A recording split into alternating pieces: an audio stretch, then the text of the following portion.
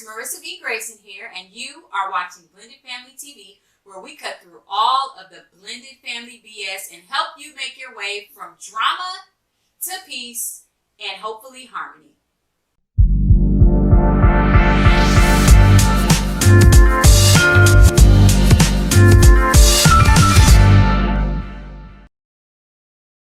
Today, we're talking blended family, law and order, and dealing with the system.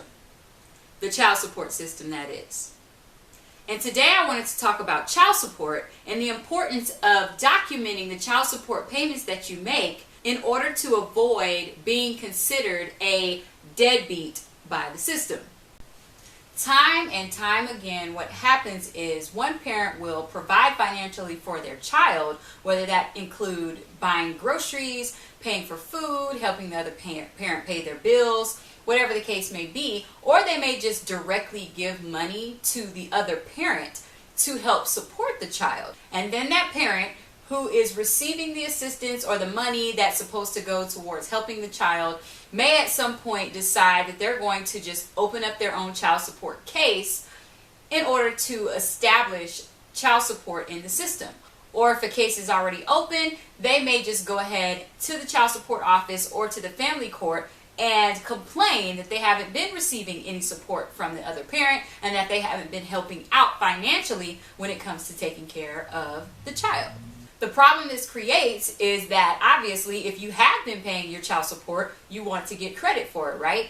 But if you cannot prove that you've been making payments or that you've been otherwise financially providing for your child, then you may find yourself in a position where the court may deem you to be a deadbeat and say, hey, you haven't been making any support payments. The other parent says they haven't received any money.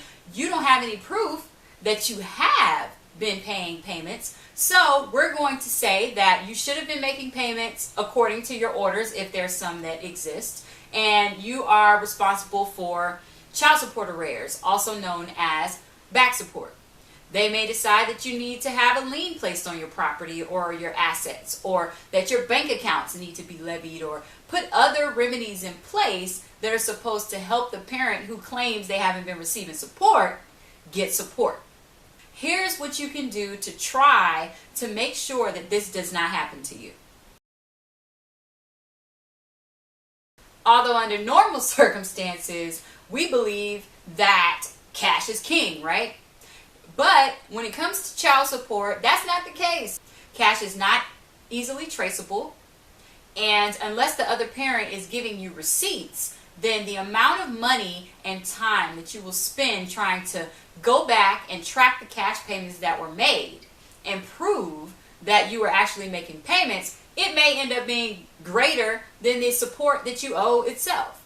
So to avoid having to do this, you want to be proactive and try to avoid making any payments in cash. The best option for you is to make your payments using a check or a money order. Out of those two options, your best bet is to pay by check, because it's easier for you to go to your bank and say, hey, I need copies of canceled checks that were written between whatever dates they were written, and you can get copies of all of the checks that were written. It will show who the check was written out to. It will show the amount as well as if and when that check was cashed. So the other party who received the check can't later go back and say, oh, I never received that money. I never received the check in the mail, because you'll have verification that the check was not only received, but it was cashed. Now, if for some reason you don't have access to a bank account or you don't have a checkbook, then your next best option will be to pay using a money order. On top of making sure you pay with a check or a money order, or even if you've been paying in cash or are not going to listen to what I'm telling you and you're still going to pay in cash, the next thing you need to make sure you do is always confirm receipt of payment or delivery of payment to the other parent in writing.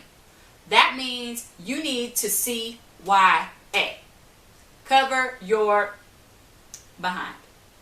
In order to do this, you need to send an email or text message or some other written correspondence basically acknowledging or confirming with the other parent that they received the money. when you are co-parenting and raising a child in two separate homes, it's important that you keep receipts for everything.